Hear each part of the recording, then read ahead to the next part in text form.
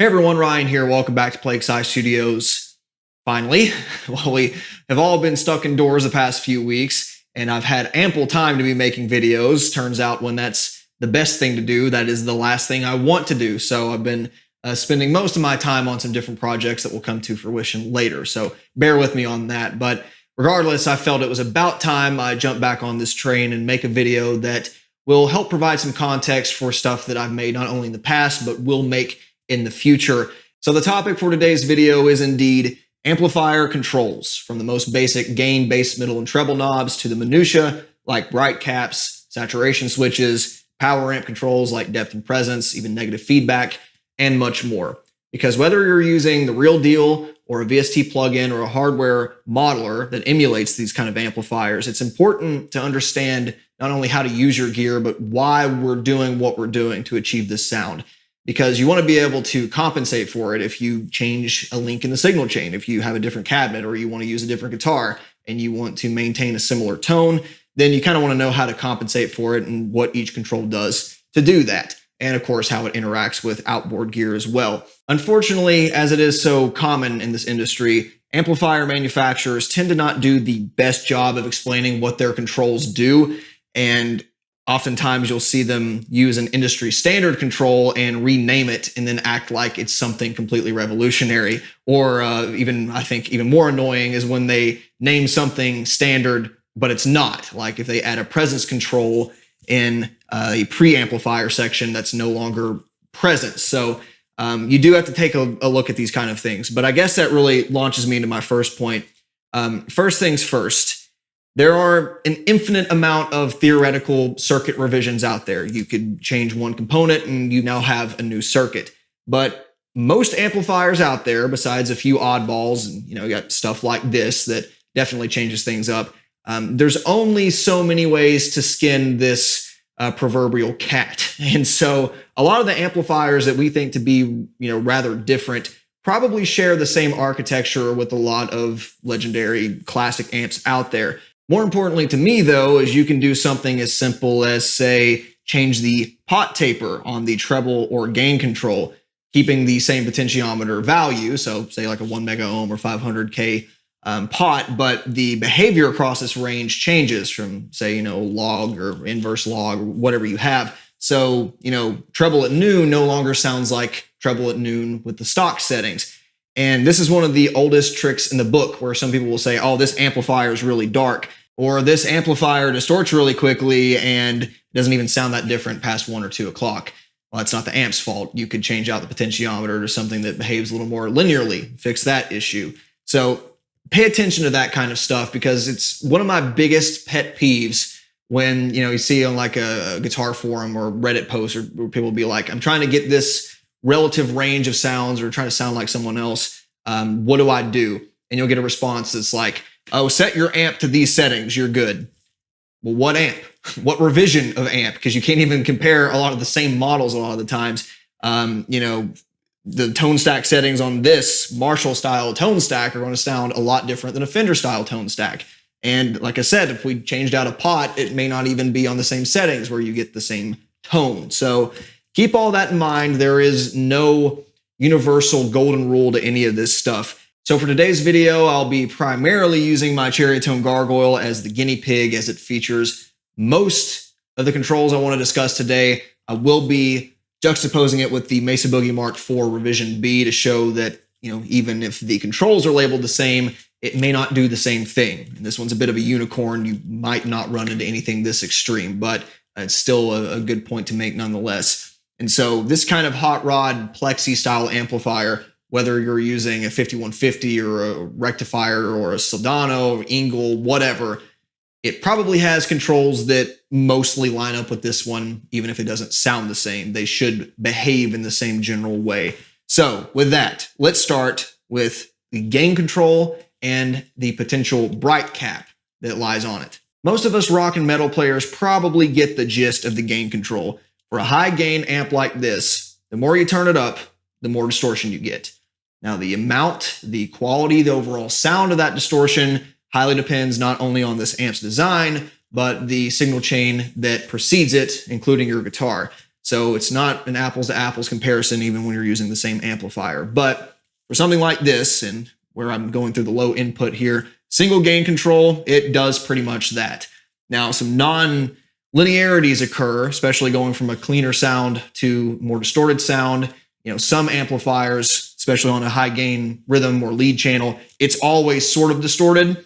But on a channel like this, it might be mostly clean, louder clean, start to break up where you run out of headroom, kind of crunchy, and now we're pretty high gain around this area here. So depends on the amp, it depends on the gain structure and the design of the preamplifier, stuff I'm not going to talk about in depth today. But of course, that's how most gain controls work. That might be easily digestible, but some of the variations you'll run into on this setup can be not quite so straightforward. So let's start with one that you probably won't run into as often, and that is what I would call cascading gain controls. This amplifier on the high channel uses gain 1 and gain 2, and they interact with each other in such a way that, say gain 2 at 4 and gain 1 at 7 are not the same thing as gain 2 at 7 and gain 1 at 4. Gain 2 is kind of more of a full frequency kind of affair on this amplifier, while gain 1 filters out some of the low end. And so if you want a really bright, aggressive sound, you're actually better off doing something like this. Whereas if you want something chunkier, more full range, then maybe something like this will be more up your alley. The Mesa Boogie Mark IV does something sort of similar, not exactly in the same way, where lead drive kind of acts more as your regular gain control, but lead gain is more like a clean input. So there's a lot of headroom here and it doesn't really clip, but it drives the amp in a way that's pretty much impossible to recreate without having like a separate high input or using a clean boost pedal, something like that. And this is certainly not covering all the tricks in the book. I could think of like Engel amplifiers or VHT Fryette amps that have a couple of these drive gain controls that kind of change their texture. But if your amplifier does have something like this, be sure to experiment and see what works best for you. For me, these controls are two of many on both of these amplifiers that help them stand out from the crowd and just give them so much more of a usable range and versatility compared to something that has a single gain control.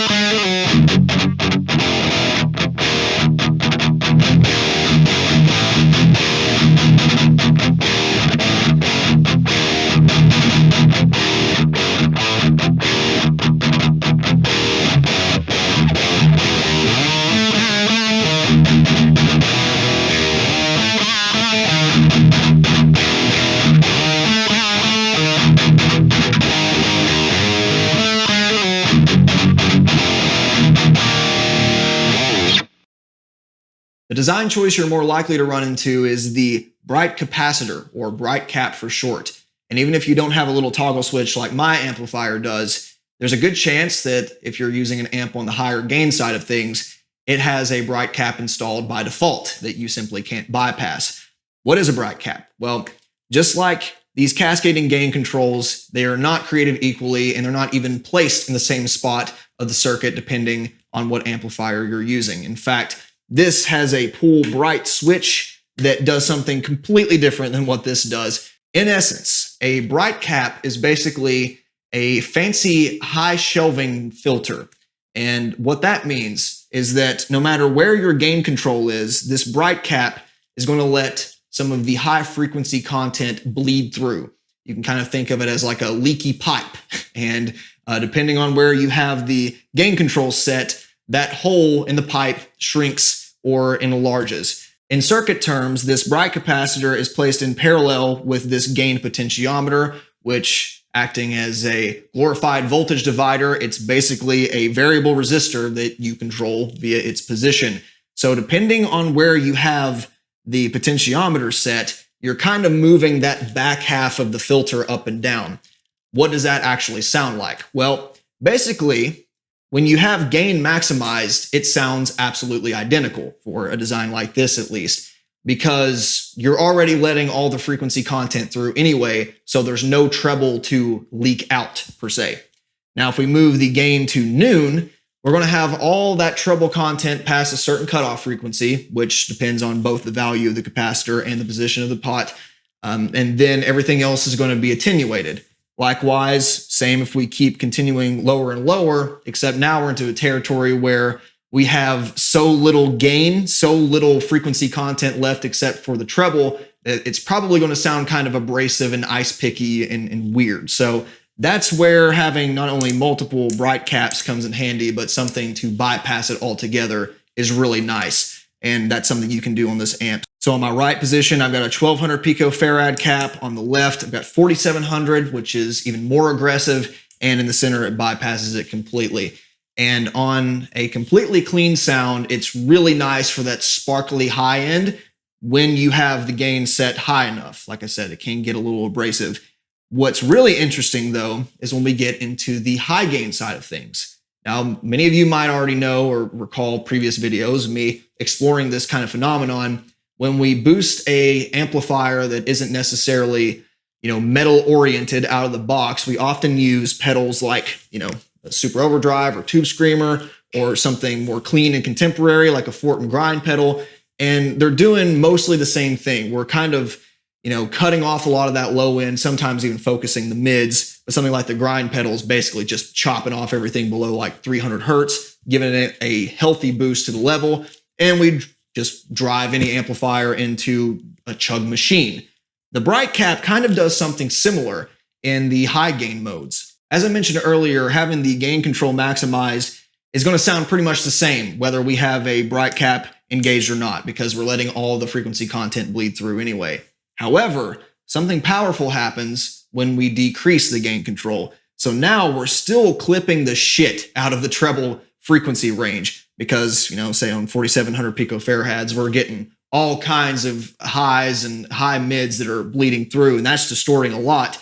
But we've actually de-emphasized the low end quite a bit. We've lost the overall amount of distortion, but it's tightened up the amplifier quite a bit. So you might notice this behavior on like a 5150 style amp, where you push it too far and yes, it's distorted, but it's kind of mush. You back it off and you find this sweet spot where you get a lot of articulation in your pick attack, and that's what you want.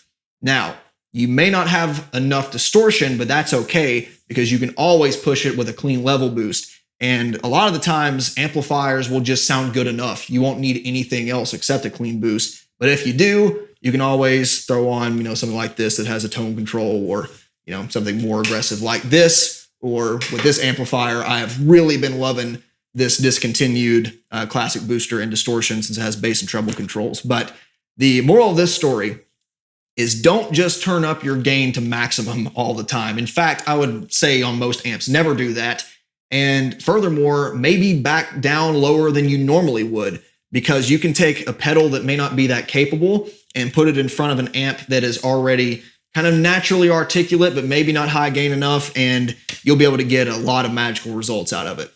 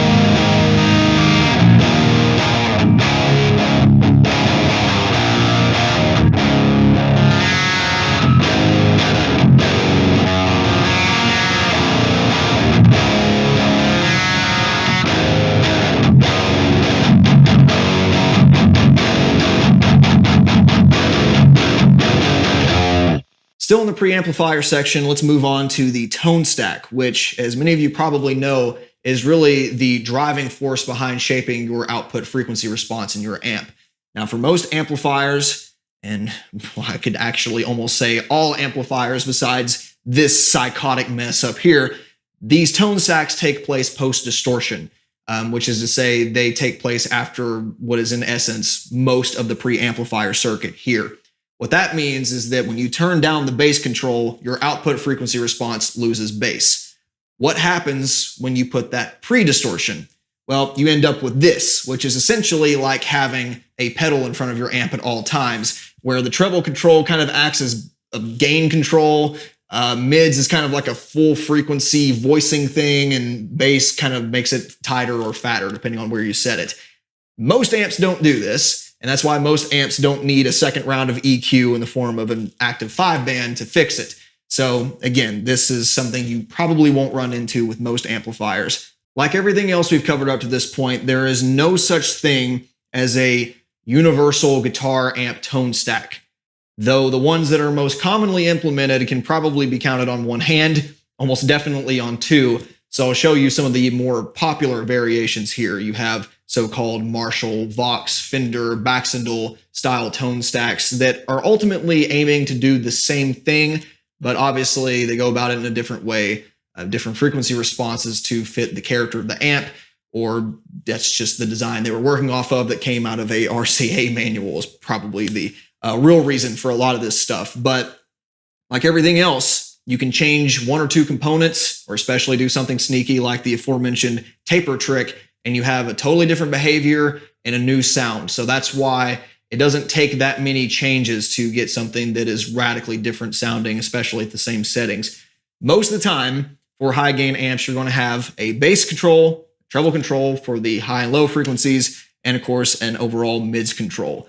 For an amplifier like this, in general, the bass control usually is kind of like a low cut, sometimes a bump, but most of the time it's just kind of blocking off some of the lower end. The middle control is usually like a parametric scoop around 600 to 800 hertz, and the treble control is oftentimes like a high shelf parametric combo type thing. It's not super important. The main thing to take away is that for a passive tone stack like this, and that is an important thing to differentiate from an active equalizer, is that all of these frequency bands interact with each other. So the bass response at 5 is going to change depending on if you have mids at 3 or 7, because they kind of overlap and they do this dance that is actually pretty fun to watch if you try out, say, like the tone stack calculator I'll probably link in this video.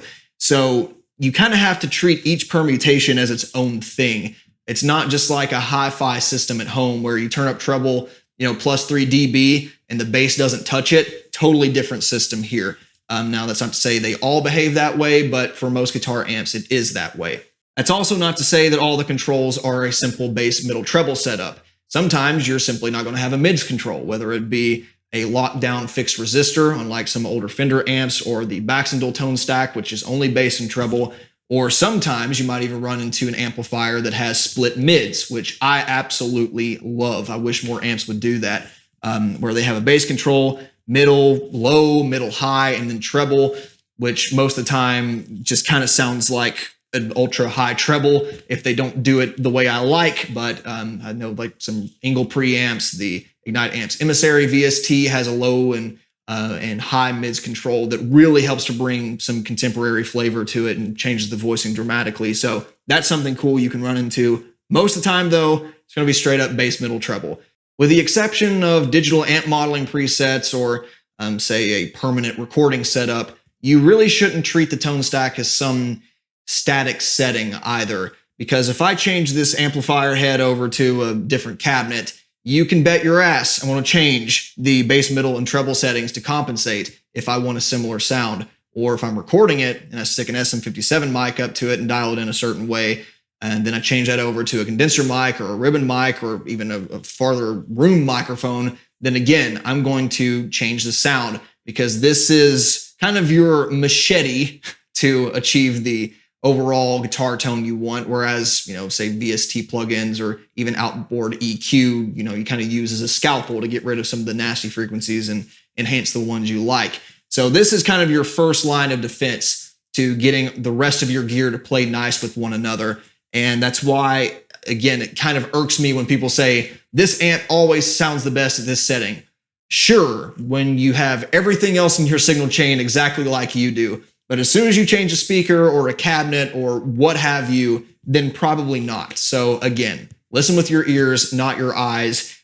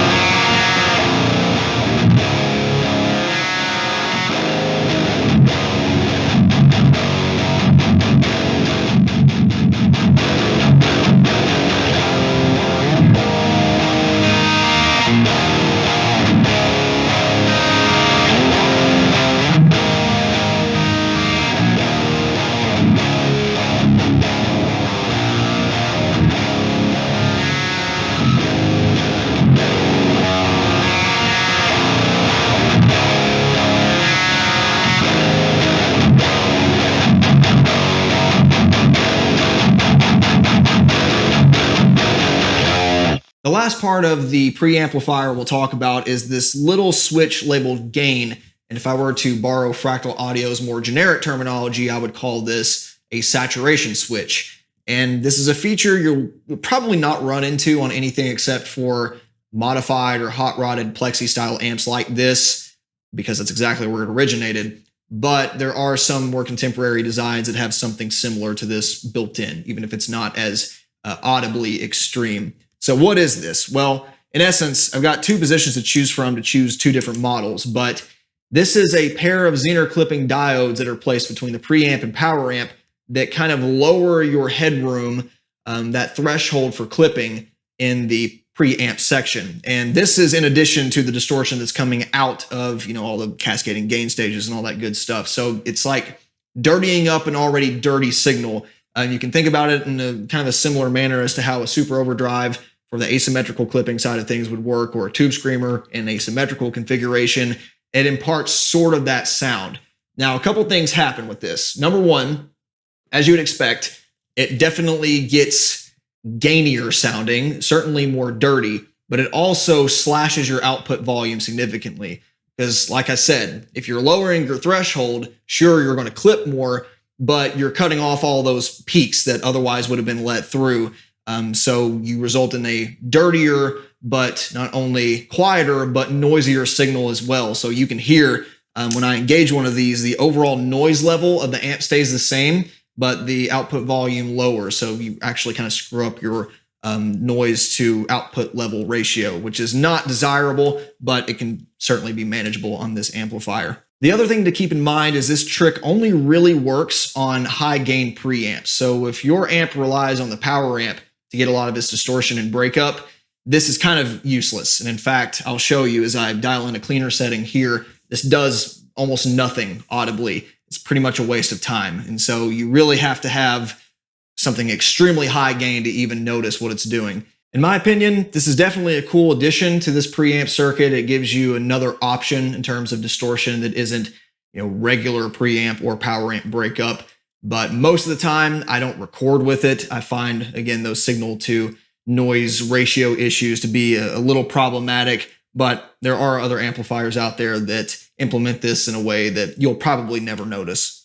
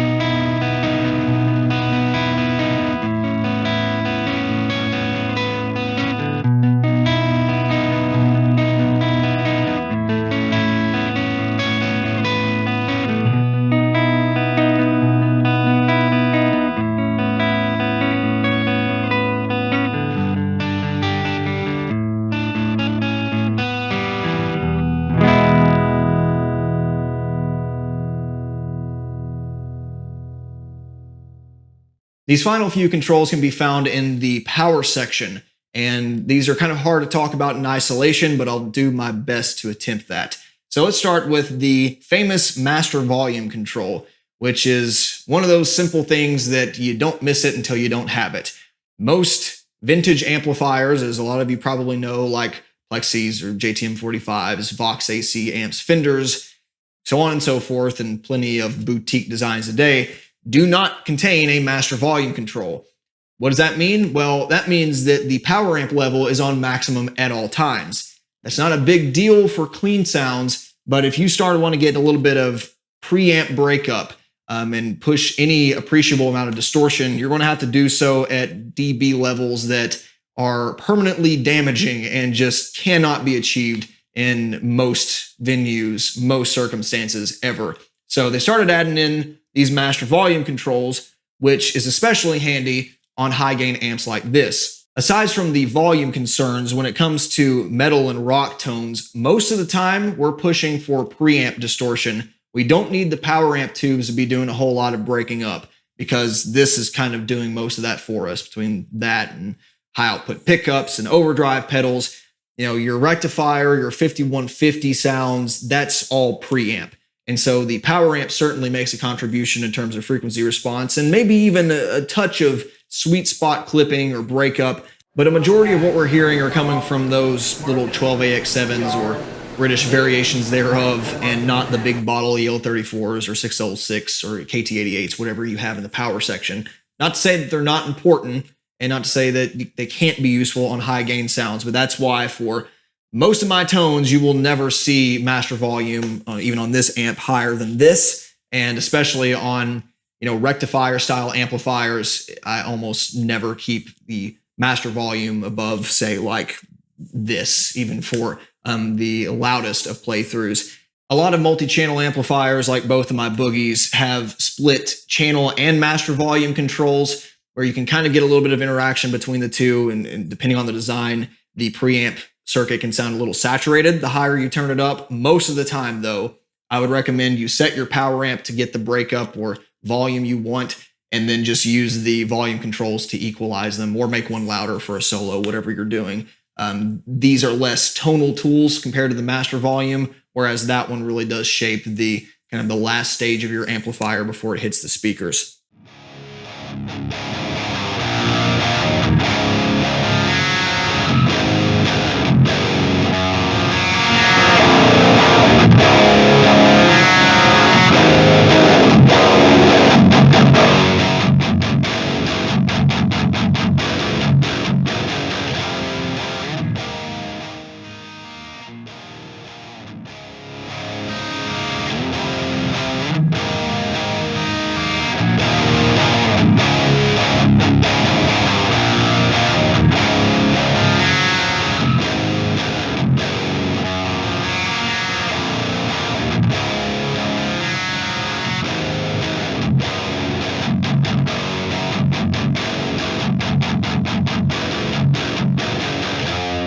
This last pair of controls requires a bit of a crash course into a parameter known as negative feedback.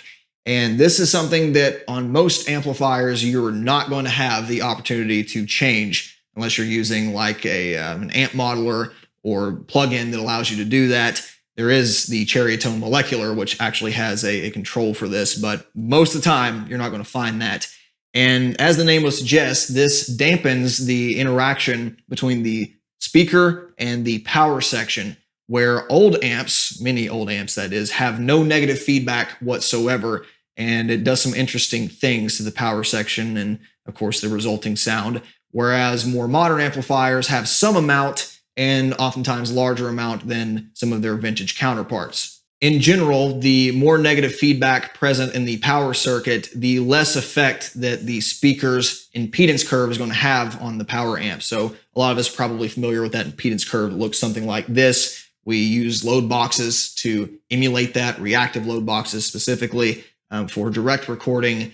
And the more negative feedback, the less the amplifier cares. And that whole output frequency response isn't going to be as extreme because of that. You also lower harmonic distortion in general. And so this is something that is definitely more useful for higher gain sounds. Although in my opinion, there's certainly a sweet spot in the mids that I prefer on even the most distorted of tones. On the other hand, with no negative feedback or lower negative feedback, that's where you start getting into some of those boutique power amp breakup sounds. The speaker choice really matters then, and you're going to get a lot of your distortion from the power section. So if most amplifiers, including this one, don't actually let you access the negative feedback parameter, why are we talking about it? Well, because you kind of can anyway. That is where depth and presence come into play. So presence is on the higher side of the frequency spectrum and depth is on the lower side, but both of these controls vary the negative feedback in those frequency ranges. So this one is kind of centered around that big resonant peak you would get, and this one would be on that sort of hi-fi shelf after 400 or 500 hertz you see, at least for a lot of Celestion speakers. These are essentially power amp EQ controls, but they don't behave that way, right? This is not like a passive tone stack or just an EQ pedal you put in the loop and raise and lower frequencies. This is actually changing the interaction between the speaker cabinet and the power section. So for most settings, especially for high gain material, they basically sound like shelving EQs, sort of. But with that said, you shouldn't really treat them that way. First of all, many amplifiers don't even give you access to a depth circuit at all. They either don't have one or they'll have a fixed one that you can't change with the potentiometer. But furthermore, the master volume control has quite a profound audible effect on presence and depth, especially presence. Not that it really changes the behavior all that much. It just kind of gets masked. You know, once you turn up the master volume on these amps, they kind of get really mid-focused and gnarly and growly, and the detail just kind of fades into oblivion. So that's why I tend to use presence as more of like a cabinet compensation tool. If you have a really dark speaker and it's not working and, you know, treble isn't hitting the right frequency, then try that. But this isn't my, first kind of tool out of the tool bag to be broken out. And a lot of the times you're going to be turning this way down once you put a microphone up to it, because you're just going to get all kinds of nasty high end to come in. So that's why I advise that you treat these with care, and especially compared to the tone stack, but they are definitely nice to have.